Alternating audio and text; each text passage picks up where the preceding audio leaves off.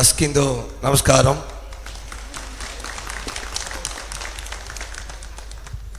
தமிழ்நாடு சௌராஷ்டிரா அரசியல் எழுச்சி மாநாட்டை சீரும் சிறப்புமாக தலைமையேற்று நடத்தி கொண்டிருக்கும் Shri KRM Kishorkumar IPS DGP retired ஐயா அவர்களுக்கும், சிறப்பு விருந்தினர் TR சுரேந்திரன் தலைவர் சௌராஷ்டிரா மத்திய சபா அவர்களுக்கும், மாநாட்டு சேர்மன் KK தினேஷ் தலைவர் அவர்களுக்கும் மற்றும் இங்கு திரளாக வருகை தந்திருக்கும் சௌராஷ்டிரா சமூகத்தை சேர்ந்த அனைத்து மக்களுக்கும் தமிழக வெற்றிகளின் சார்பாக வணக்கத்தை தெரிவித்துக் கொள்கிறேன். ஒரு சில நோட்ஸ்லாம் பார்த்தேன். ஒரு சில முக்கியமான தலைவர்களில் நான் இப்போ குறிப்பிடணும். KLN கிருஷ்ணன் ஐயா அவர்கள் ஜப்பான் சென்று தொழிற்பயிற்சி பெற்றவர். இந்தியா திரும்பியதும் மதுரையில் தொழில்களை தொடங்கி பெரும் தொழிலதிபராக திறந்தவர். தாராள சிந்தனையுடன் சமூக மக்களுக்கு பல்வேறு வகையில் உதவியவர்.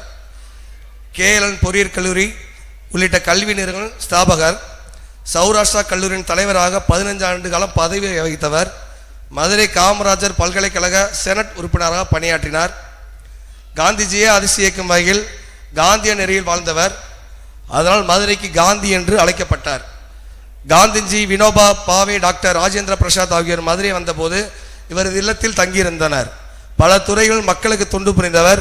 இவரது நினைவை போற்றும் வகையில் மதுரை அனுப்பானடியில் உள்ள பெண்கள் கல்லூரிக்கு மதுரை காந்தி சுப்பராமன் பெயர் வைக்கப்பட்டுள்ளது. மதுரை காந்தி இவர் நம்ம சுப்பராமன் ஐயா அவர்கள்.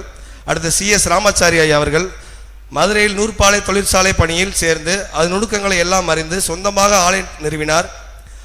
அபார திறமையினாலும் அயராத உழைப்பினாலும் 10க்கும் மேற்பட்ட ஆலைகளுக்கு அதிபரானார். சௌராஷ்டிரா மக்களுக்கு பல வகையில் உதவினார். மதுரை திருநகரில் பெண்களுக்கென பள்ளி தொடங்கினார். மதுரை சௌராஷ்டிரா கல்லூரிக்கு பெருமளவில் உதவியுள்ளார்.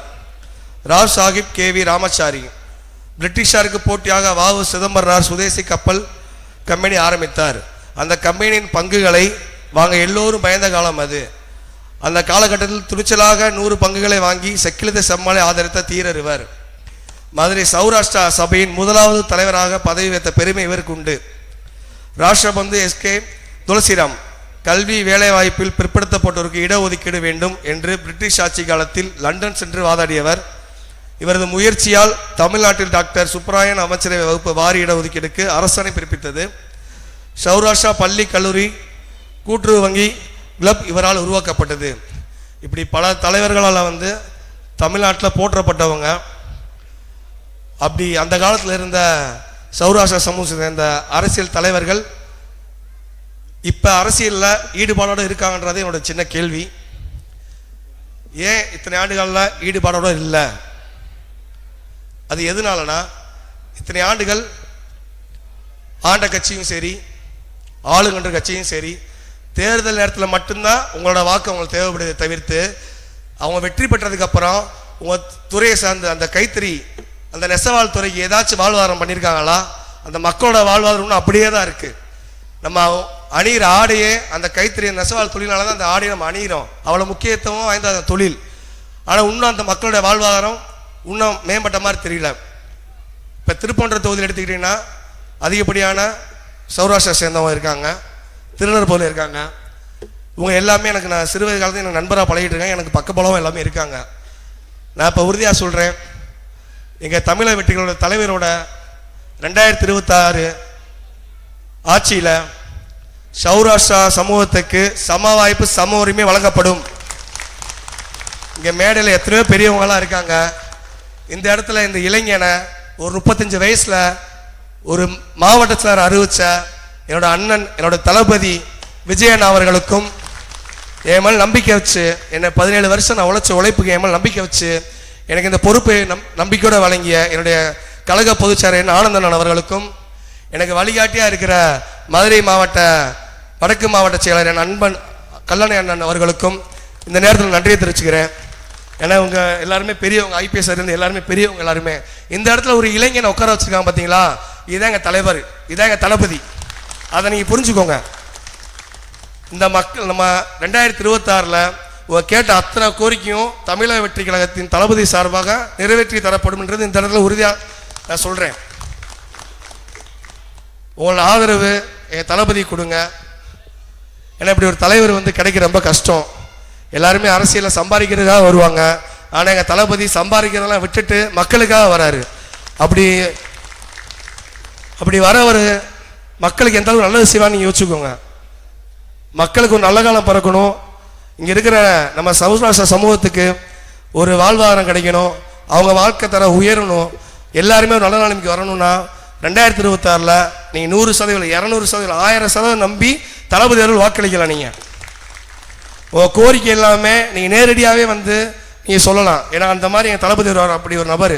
இந்த நிகழ்ச்சிக்கு வந்து எங்கள் பொதுச்செயலாளர் அவர்களும் மாவட்ட கலாச்சார அன்பன அண்ணன் அவர்களும் வர மாதிரி தான் இருந்துச்சு. ஸோ மலேசியா அவங்க சொல்கிறனால வர முடியல. நானும் அவட சொல்லியிருந்தேன், நீ போய் கலந்துக்கோ, நல்ல விதமாக எல்லாத்தையும் பார்த்து பேசிட்டோன்னு சொல்லியிருக்காங்க. எங்களோட முழு ஆதரவு நம்ம சௌராஷ்டிர சமூகத்துக்கு இருக்குது. தமிழக வெற்றி கழகத்துக்கு முழு ஆதரவும் உங்களுக்கு கொடுக்குறோம். நீங்களும் அதே மாதிரி உங்களோட முழு ஆதரவும் எனக்கு கொடுங்க. ஐயா அன்றைக்கி வீட்டுக்கு வந்தார். அவர் எத்தனையோ எலெக்ஷன்லாம் பார்த்துருப்பார், எத்தனையோ தேர்தலில் வந்து வேலை பார்த்துருப்பார். ஆனால் அவரே ஆச்சரியப்பட்டு சொன்னார், இப்படி ஒரு எழுச்சி எல்லாருமே வந்து பல கட்சி தலைவர்கள்லாம் கூட்டத்துக்கு வந்து காசு கொடுத்து தான் கூட்டத்துக்கு கூட்டுவாங்க, நான் பார்த்துருக்கோம். ஆனால் இப்படி ஒரு எழுச்சி எங்கேயுமே பார்த்ததில்லப்பா. எம்ஜிஆர் அவர்களுக்கு பிறகு தளபதி விஜய் அவர்களுக்கு இப்படி ஒரு எழுச்சி இருக்குன்னு அன்றைக்கி வந்து எங்கள் வீட்டில் வந்து பார்த்துட்டு எனக்கு அழைப்பதில் வச்சுட்டு போனார். அவருக்கு ஃபஸ்ட் நான் நன்றியை தெரிவிச்சுக்கிறேன். ஒரு மாற்றம் வேண்டுங்க, மக்களுக்கான ஒரு மாற்றம் வேண்டும், அரசியலுக்கான ஒரு மாற்றம் வேண்டும். அந்த எல்லாமே மாற்றத்துக்கு ஒரே தலைவர் தளபதி விஜய் அவர்கள் மட்டும்தான். 2026 நம்பிக்கையோடு இருங்க, நல்லதே நடக்கும், வெற்றி நிச்சயம்.